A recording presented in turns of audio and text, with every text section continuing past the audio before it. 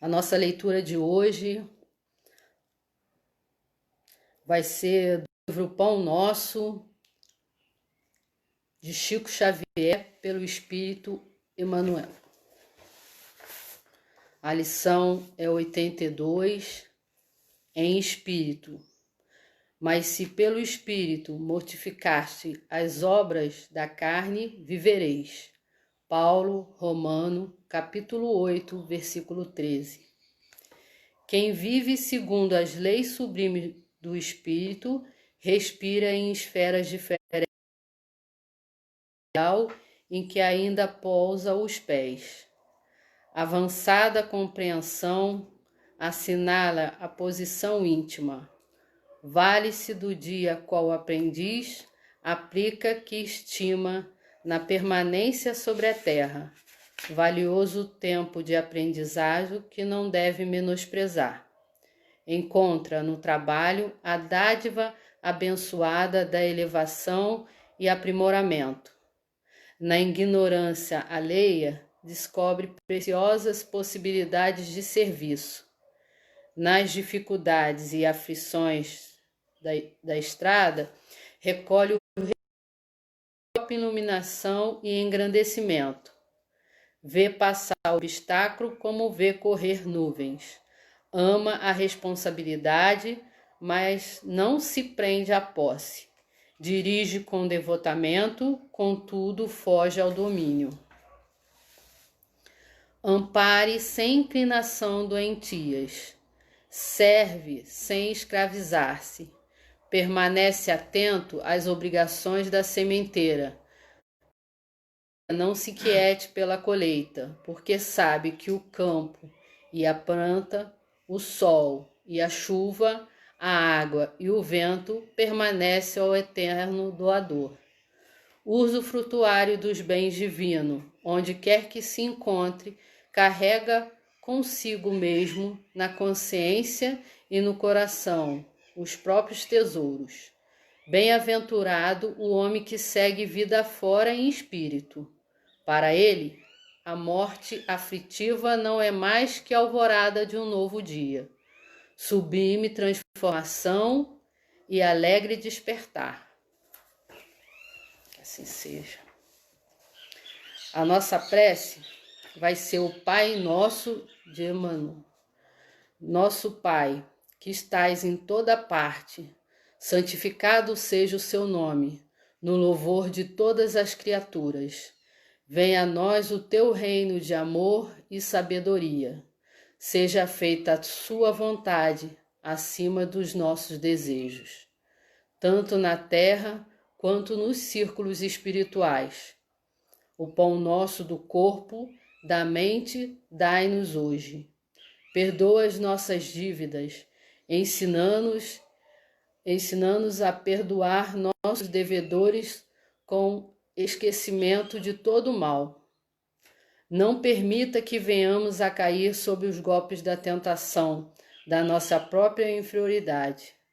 Livra-nos do mal que ainda reside em nós mesmos, porque só em ti brilha a luz eterna do reino, do poder, da glória, da paz, da justiça e do amor para sempre. Agora vamos chamar a nossa irmã para dar início a mais uma tarefa da noite, que é a nossa palestra.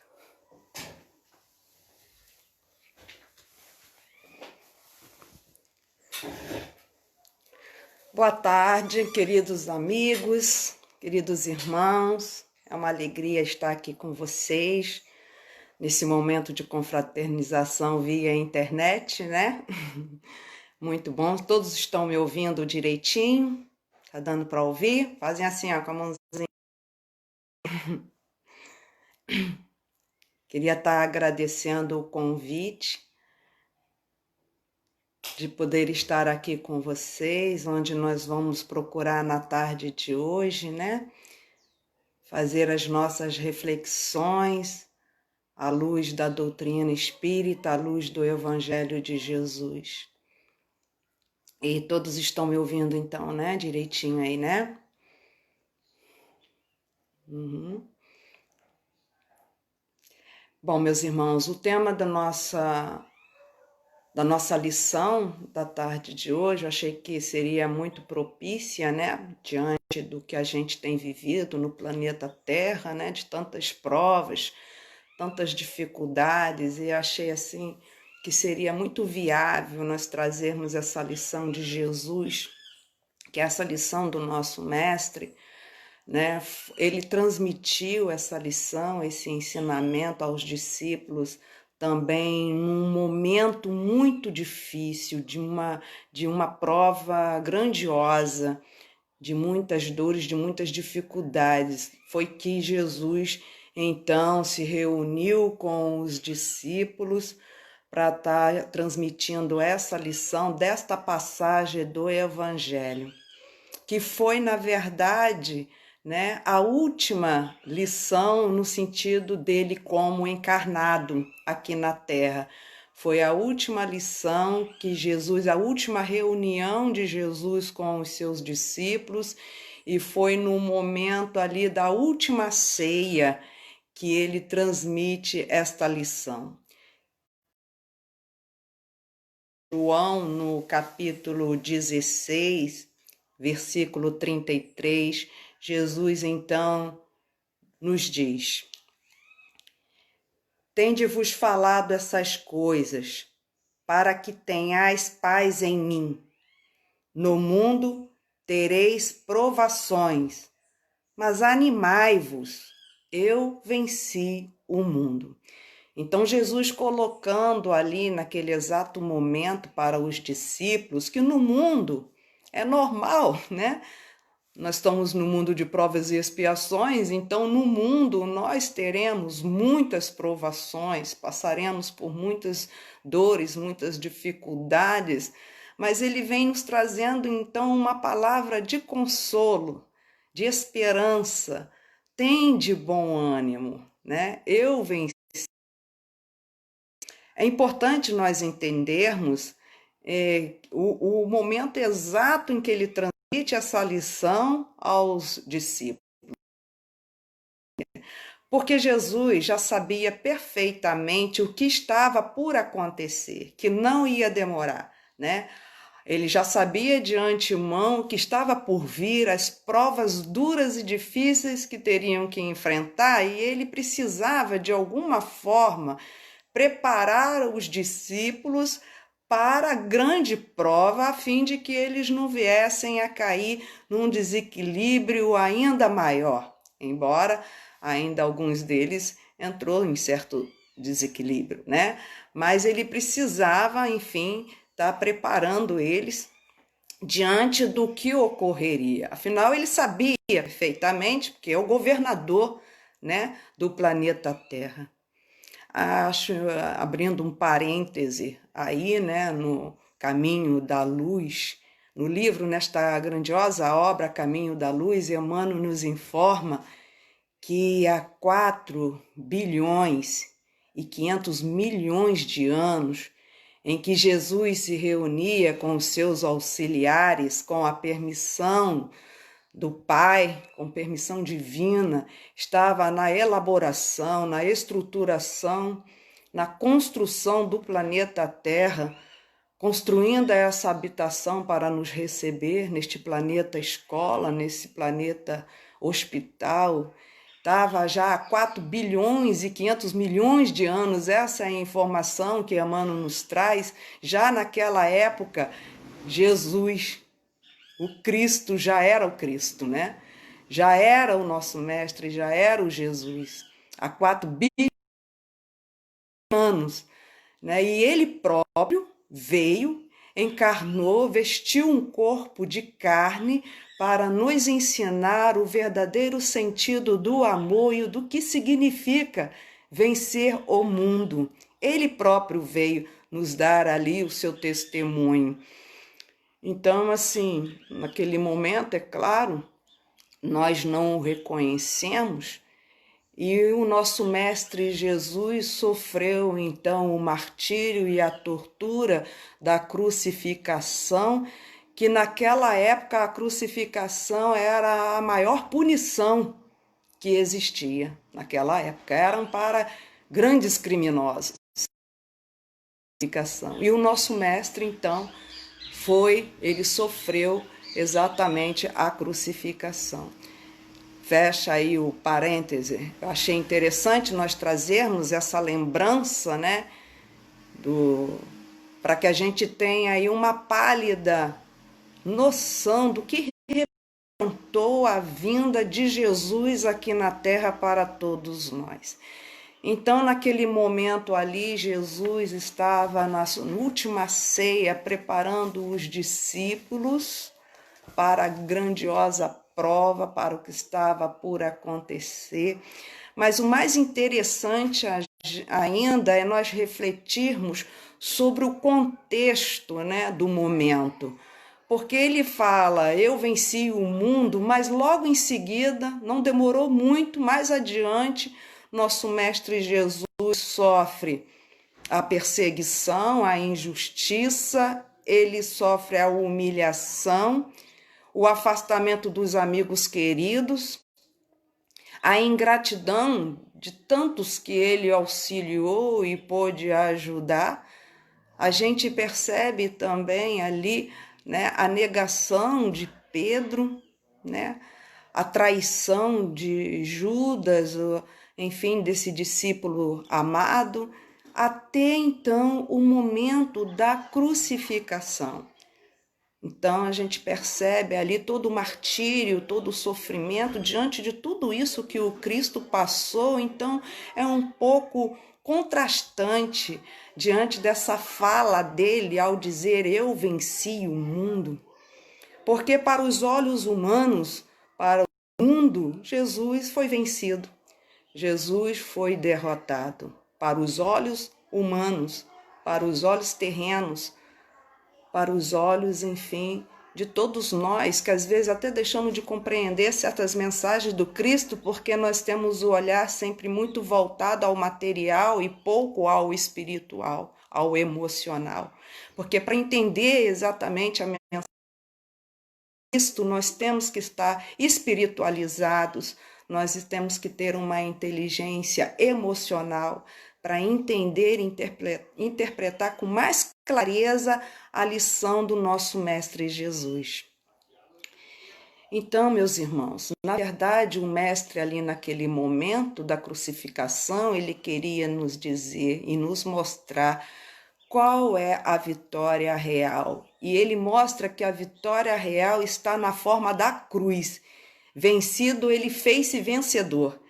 Então, ele nos mostrando que a vitória real está na forma da cruz, nos fazendo e nos convidando à grande reflexão. E que nós possamos, então, fazer essa reflexão, todos nós juntos, hoje à tarde, né? Aqui reunidos, nós possamos fazer essa reflexão junto ao nosso Mestre. Esse convite que ele nos fez há mais de 2000 anos. O que constitui para todos nós verdadeiramente o vencer. O que é realmente, o que seja conquista para todos nós, a real conquista, o que é? O que é ter sucesso, né? O que é ter paz, o que é ter felicidade. Às vezes nós buscamos as vitórias, as conquistas, a nossa paz, a nossa felicidade, onde na verdade ela não existe.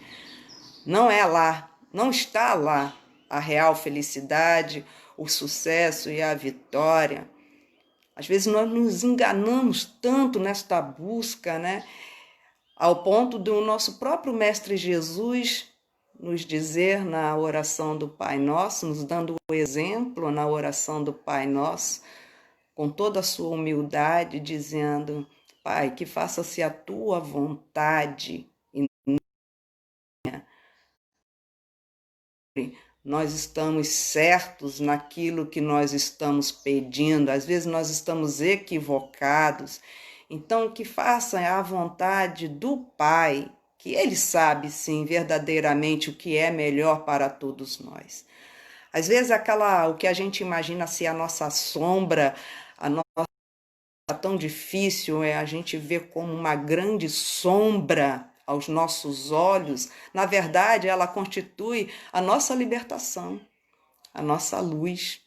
É porque a gente tem a dificuldade de interpretar exatamente essa proposta do nosso mestre. Então, ele está aí, a nos convidar a refletir sobre o que constitui realmente a verdadeira vitória, nos convidando a entender a sua proposta. E havia um deles, que não são os 12 apóstolos, mas havia um que viveu na época do Cristo ali, que entendeu perfeitamente a proposta do nosso Mestre Jesus. Ele estava equivocado, ele estava no caminho de ilusões, achando aquele caminho, mas ele não estava equivocado. Mas a partir do momento em que ele teve o primeiro encontro com Jesus, aquele castelo se desmoronou. Aqueles conceitos que ele tinha, tudo se desmoronou. Ele percebeu que estava errado, equivocado. No primeiro momento de encontro dele com Jesus, envolvido por aquele magnetismo do nosso mestre, ele entendeu perfeitamente a proposta do nosso mestre. E aí, então, ele vai a esse bom combate que todos nós devemos realizar. Ele começou, então, em busca do vencer a si mesmo. Vencer o orgulho, vencer o egoísmo, vencer a ambição, os títulos. Enfim, ele viu o seu mundo particular, o seu mundo íntimo, o seu mundo interior, ao ponto, então, de um dia ele poder dizer: já não sou eu mais quem vivo, mas o Cristo que vive em mim. Vocês já sabem perfeitamente a quem eu me refiro, né? Paulo de Tarso. Então, ele mesmo entendeu perfeitamente a mensagem do Cristo, tornando-se o maior divulgador do Evangelho da época. E aí a gente se depara, vamos nos aprofundando um pouco mais nessa reflexão. Aí a gente percebe dois mundos aí, né? O vencer no mundo e o vencer o mundo. Há diferença? Vencer no mundo e vencer o mundo, existe a diferença? Então a gente vai perceber que sim. Porque vencer com Jesus significa vencer o mundo. Então nos traz a resposta no livro Palavra de Vida Eterna, que ele vem falando então da vitória real. Olha o que Emmanuel então nos diz de forma resumida, né? Emmanuel nos diz assim: assim ocorre, porque todos os construtores do aperfeiçoamento espiritual não estão na terra para vencer no mundo, mas notadamente para vencer o mundo em si mesmo, de modo a servirem ao mundo sempre e melhor. Olha isso.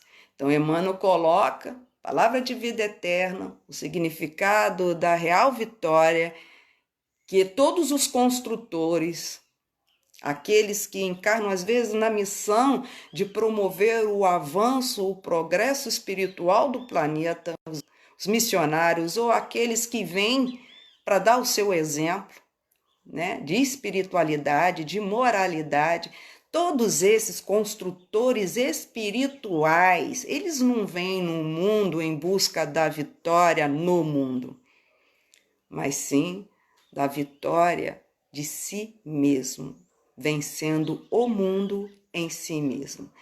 Então são esses que vencem o mundo em si mesmo, é que são os que vencem com Jesus. é que são os escolhidos, na verdade. Como se diz, muitos os chamados, pouco os escolhidos. Realmente, muitos são os chamados, mas poucos são aqueles que se esforçam para domar a si mesmo, para vencer o mundo em si mesmo. Então, esses, muitos os chamados, mas os poucos escolhidos, porque é esses que estão preparados para auxiliar no mundo, para ajudar o mundo. Porque a partir do momento que eu conquisto a mim mesmo, que eu venço as minhas mazelas interiores, eu conquisto ferramentas importantes e necessárias para auxiliar no mundo. E auxiliando, como ele disse, sempre mais e melhor. Então, é com estes que a espiritualidade melhor conta, é com esses que busca sempre, se esforça sempre por vencer a si mesmo. Então, vencendo o mundo e não simplesmente vencer no mundo. Que quando a gente vence a si mesmo, nós constituímos aí da bússola, nós temos o leme, temos a segurança, governamos, administramos com força. É a casa construída sobre a rocha. Mas aquele que busca apenas vencer no mundo, esse não tem direcionamento. Está iludido, está perdido, está sem direção, não tem governo, não tem. A sua casa está sendo construída sobre areia, que ora você tem a paz, ora não tem, ora você tem a felicidade ou não tem. Mais adiante já não tem. Mas aquele que constrói a sua casa sobre a rocha, com Jesus, esse sim está conquistando a verdadeira vitória. Então, como diz a literatura do sertão, né? Ou você governa o sertão, ou o sertão te governa. O mesmo nós podemos dizer, ou você governa e administra o poder, o dinheiro, ou o dinheiro te governa. É como a gente estivesse ali montando um cavalo. Se você tem ali o controle para conduzir o cavalo, você tem o domínio. Você sabe o que está fazendo, para onde vai, como direcionar o cavalo. Mas se você perde a direção, ele sai em disparada e não sabe ao sabor do vento para onde vai. Então nós precisamos estar no mundo sem ser do mundo, significa exatamente isso, de nós vencermos com Jesus, buscando verdadeiramente a nossa conquista íntima, como Paulo de Tarso fez brilhantemente, ao ponto dele dizer, já não sou eu mais quem vivo, mas Jesus que vive em mim, ele respira o Cristo, ele vive Jesus, fiel ao Cristo, ao cristianismo. Então a gente começa a pensar mais, a analisar mais como vem sendo a nossa conduta aqui na Terra, de como nós estamos nos direcionando e que busca verdadeiramente eu estou realizando. E uma coisa muito importante, nós temos que aproveitar então as circunstâncias. Então Jesus aproveitou aquele momento para ensinar, para passar a mensagem aos discípulos. Desde o momento da iniciação da missão do Cristo aqui na terra, na manjedoura, ensinando-nos a humildade, até a crucificação, mostrando o verdadeiro valor da vitória, quantas lições de libertação e de consolação o nosso Mestre não nos deixou. Ele mesmo disse, não tem uma pedra onde reclinar a minha cabeça. E o que adianta nós vencermos, o mundo e perder? Não adianta nada ganharmos o mundo todo e perder a nossa alma. Então nós temos que aproveitar as circunstâncias, meus irmãos. Nós estamos vivendo um momento difícil, de grande prova, provas coletivas nessa pandemia e diante de todas as outras consequências que vêm pós isso. Então nós temos que aproveitar as circunstâncias. Eu não tenho como evitá-las, porque nem tudo está ao meu alcance para evitar. Eu não tenho esse poder. Então aproveita as circunstâncias. Se ela está aqui, se ela existe, é algo concreto, é real, aproveite as circunstâncias para tirar o máximo de proveito possível, tirar de positivo o que eu posso aprender com tudo isso que eu estou vivendo hoje e que nós estamos vivendo de forma coletiva. Às vezes uns com uma situação mais grave, mais difícil do que o outro, com certeza, mas todos nós estamos vivendo a prova. Que lição? Qual a lição que temos que aprender diante dessa prova que nós estamos vivendo hoje? Aproveitando das circunstâncias, das dificuldades para melhor servir, trabalhando o meu íntimo, nesse contato em que eu tenho desse priorização dentro do meu lar, junto à minha família, mas principalmente essa interiorização que nós temos que fazer de nós mesmos. É a grande chance, a grande oportunidade. Aproveitemos esse momento, tirando o máximo de positividade nisso tudo, para um crescimento, para um aprendizado. E aí eu recordo também uma mensagem de um espírito que está no Evangelho segundo o Espiritismo, no capítulo 7, item 12, Adolfo de Argel. É um espírito que a gente percebe bastante atuante dentro, enfim, das obras da codificação. Adolfo de Argel. E ele então nos diz o seguinte: por que havereis de ter em maior estima o que brilha e encanta os olhos do que o que toca o coração? Apresente-se em qualquer parte um rico, debochado, perdido de corpo e alma, e todas as portas se lhe abrem, todas as atenções são para ele, enquanto ao homem de bem, que vive do seu trabalho, mal se dignam todos de saudá-lo. Então, Adolfo de Argel, esse espírito, no livro do Evangelho segundo o Espiritismo, está nos chamando a atenção exatamente para os contrastes. Olha os contrastes. Cuidado com os contrastes. Olha isso, né? Às vezes a gente está ali, ele coloca para a gente esse homem rico, debochado, perdido de alma, e todas as portas se abrem para ele, ele é aplaudido. Não está bem atual? Isso não acontece? Nos momentos atuais que nós estamos atravessando? E aí eu lembro, eu não sei se vocês também, se alguém aqui presenciou isso numa reportagem, um mendigo, bem no início da pandemia aqui no Brasil, ele foi no hospital, na sala da recepção, auxílio, pedindo ajuda para que ele fosse atendido. E aí mandavam que ele aguardasse, e ele ficou ali aguardando, ficou horas e horas aguardando o socorro, o atendimento. Ele ia lá, pedia o auxílio, pedia socorro, e mandava que ele aguardasse. E o que aconteceu? Ele desencarnou ali mesmo, na sala da recepção do hospital. Ficou horas ali na espera. E eu pergunto, e se fosse alguém de posse? Se fosse alguém de recurso, alguém famoso, será que ficaria ali esperando ser atendido? Será? Então é para a gente refletir aí, não é verdade? Isso mostra enquanto nós estamos ainda distanciados da proposta de Jesus. Então nós estamos vivendo num mundo, né, deixando-nos encantar pelo brilho da nossa, dando pouca importância àquilo que toca realmente o nosso coração, que é o real. Sermos mais fraternos, solidários, humildes com o outro, com o nosso próximo.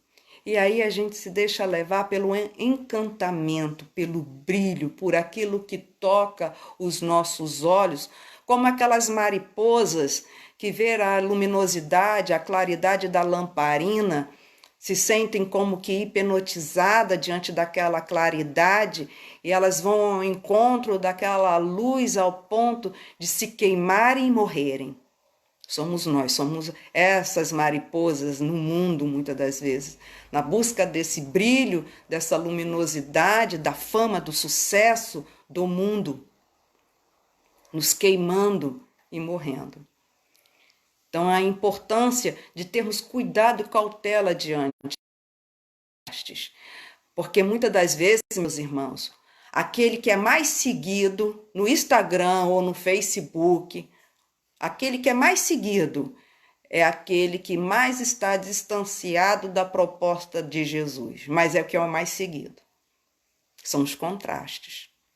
Então temos que estar atentos, observar realmente esse convite do nosso Mestre Jesus. Porque quando ele disse, os seus olhos é motivo de escândalo, arrancai-o, lançai-o ao fogo, preferível que perca os olhos do que a vossa alma, ele se refere exatamente a isso, ao cuidado que nós temos que ter com as ilusões, com as paixões mundanas. Então nós estamos aqui no mundo para buscar realmente aquilo que é verdadeiro, que é real, então temos que ter cuidado para não, como as mariposas, se deixar levar pelo brilho, pelas paixões do mundo, mas buscar e nos identificar realmente com a proposta do nosso Mestre Jesus. E aí a gente recorda, né, que no Evangelho de Jesus, todas as parábolas, todas as lições, ele está sempre nos estendendo esse convite. Atenção, para a atenção daquilo que realmente é importante, o que realmente importa, né? E aí a gente recorda Lázaro e o mal rico, né? Que Lázaro ali sempre na porta do rico, comendo do que caía das migalhas da mesa do rico, e vinham os cães, lambia-lhe as chagas. Momento então que ambos foram chamados para a vida espiritual. E chegando lá, quem foi realmente o vencedor? Quem era o vencedor, Lázaro ou o rico? Lázaro se encontrava lá no seio de Abraão, enquanto que o rico no inferno. No seio de Abraão, no livro Novo Testamento, na tradução de Haroldo Dutra, ele nos explica o significado do que é o seio de Abraão. Eu achei muito interessante a explicação, que no seio de Abraão significa aquele que é recebido com honra, com honrarias, é um convidado ilustre e ele é recebido com honrarias. Então Lázaro foi recebido no seio de Abraão com honrarias, né? E o rico encontrava-se no inferno, simbolicamente querendo dizer aí, na verdade, o inferno da sua própria consciência, da fuga do dever. Esse rico se vestia de púrpura, mostrando aí a sua vaidade, a opulência. Então a gente percebe que, na verdade, o que é importante a gente analisar aí, que não é a questão de você ser rico ou de você ser pobre, porque existem também muitos pobres orgulhosos, extremamente orgulhosos, assim como ricos que sabem aplicar muito bem a sua riqueza em auxílio, em benefício dos mais necessitados, e a gente vem tendo esse exemplo, né? A gente tem tido esse exemplo nesse momento da pandemia. Existe um slogan, né? Solidariedade SA, união de vários que tem investido nas pesquisas ao combate à pandemia, que tem auxiliado a combater a fome, aqueles que dão o emprego, o trabalho digno do salário. Então, há aqueles que aplicam corretamente os recursos Então o problema não está em você ser rico ou pobre. Um dia todos nós, quem já não passou ainda vai passar, ou quem já passou, né? Então todos nós passamos por estas provas da riqueza, da pobreza, que são experiências necessárias para a conquista da nossa evolução espiritual.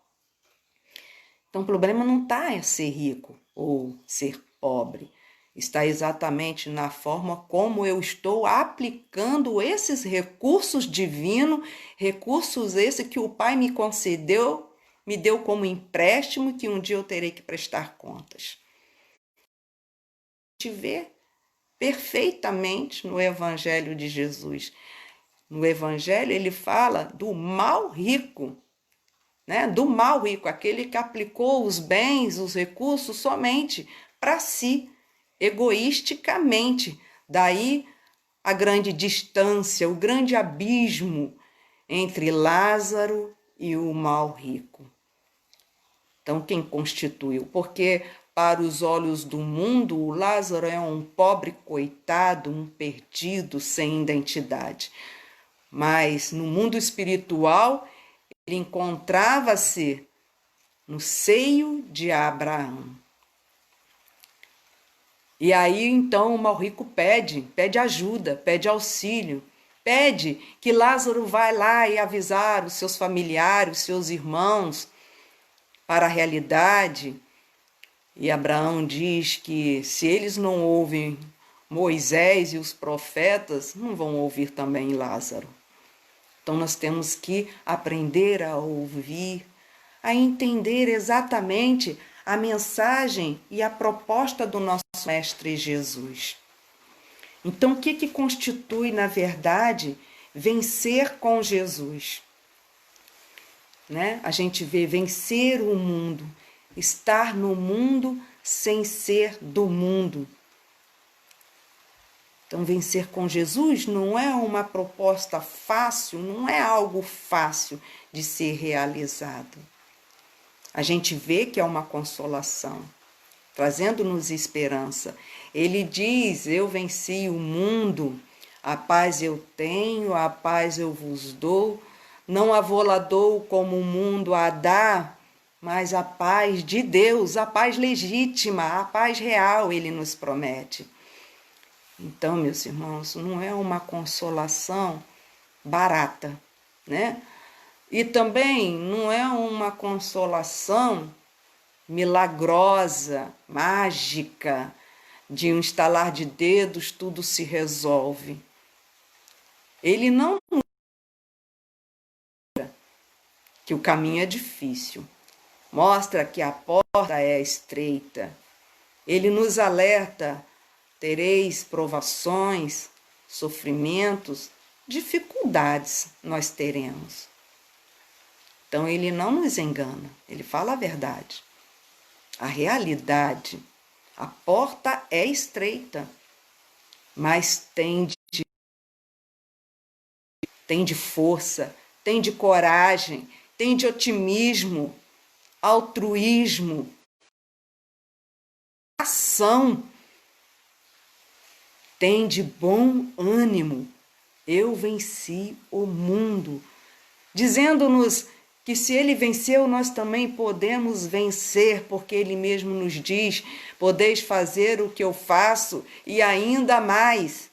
Às vezes a gente duvida de nós mesmos, da nossa força, da essência que Deus nos deu, dessa essência divina, desse altar que existe dentro de nós. Mas eles sabem da nossa força, da nossa potencialidade, ao ponto dele dizer isso: podeis fazer o que eu faço e ainda mais. Então nada nessa vida, nada do que a gente já viveu, nada do que a gente já passou nessa vida, todas as dores, todas as dificuldades, nada do que ainda haveremos de passar, Jesus já não tenha vivido.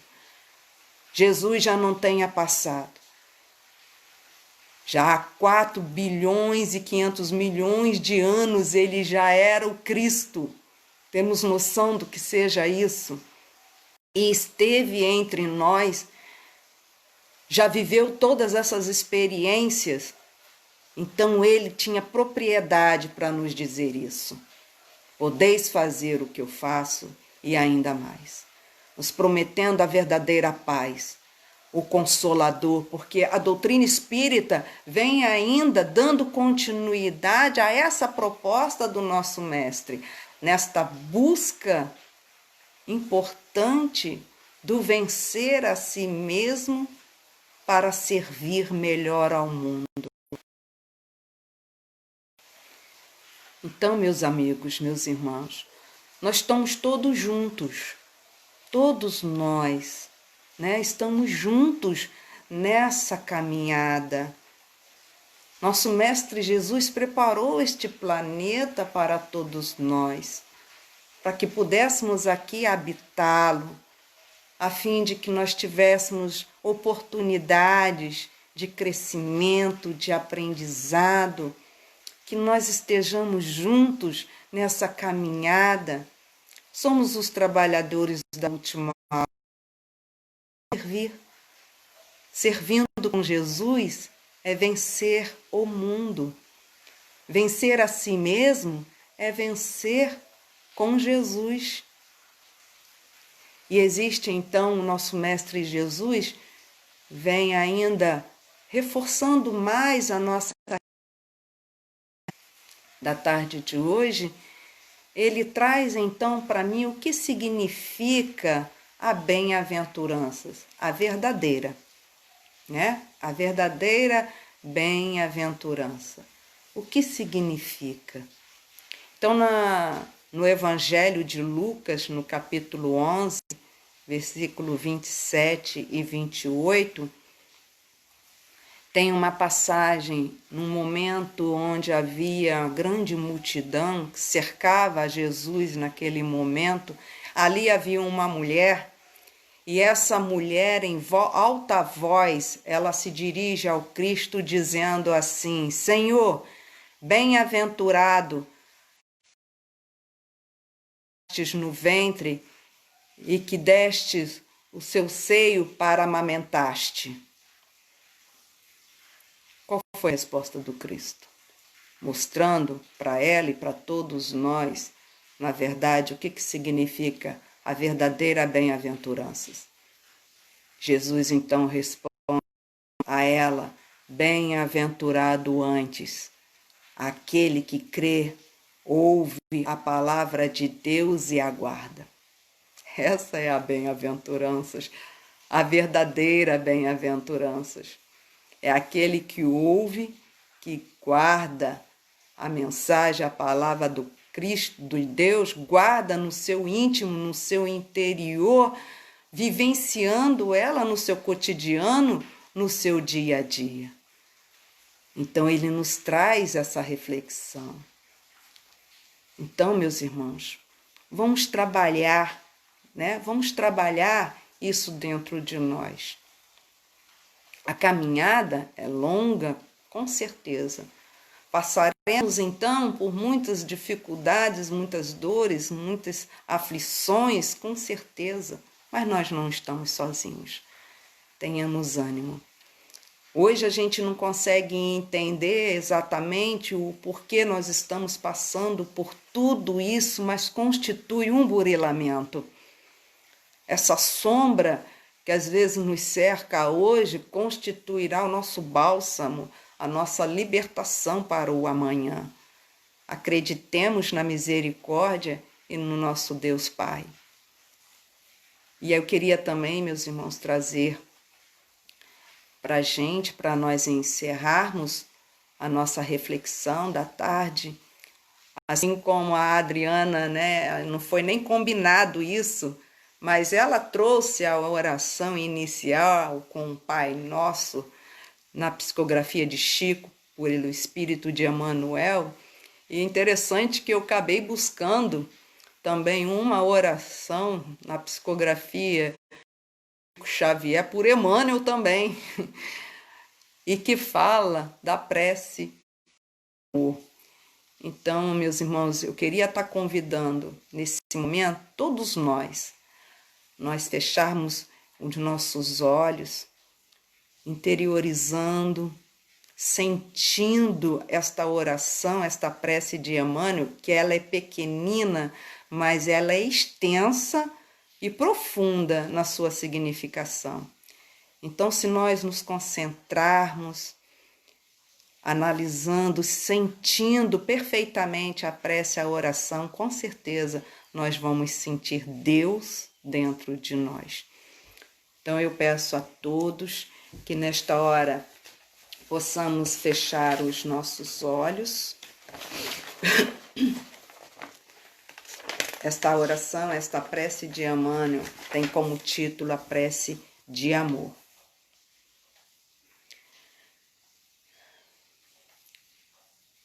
Como estiveres agora, nosso bom Deus te guarde. Como estiveres pensando, nosso bom Deus te use. Onde te encontres na vida, que Deus te guie. Quem estejas seguindo, o Senhor te guie. No que fizeres tu, peço ao bom Deus que possa te amparar. E em cada passo teu, a mão de Deus virá te abençoar. Que assim seja, meus irmãos. Muita paz, muita luz aos corações e que esta prece, que a energia, que a vibração desta oração possa irradiar para os seus lares, envolvendo a todos que convivem com vocês e envolvendo também o nosso mundo íntimo, a nossa casa interior, para que ela se encha de luz, de ânimo, de força e coragem. Juntos somos mais fortes, como um feixe de varas. Muita paz a todos, que assim seja, graças a Deus.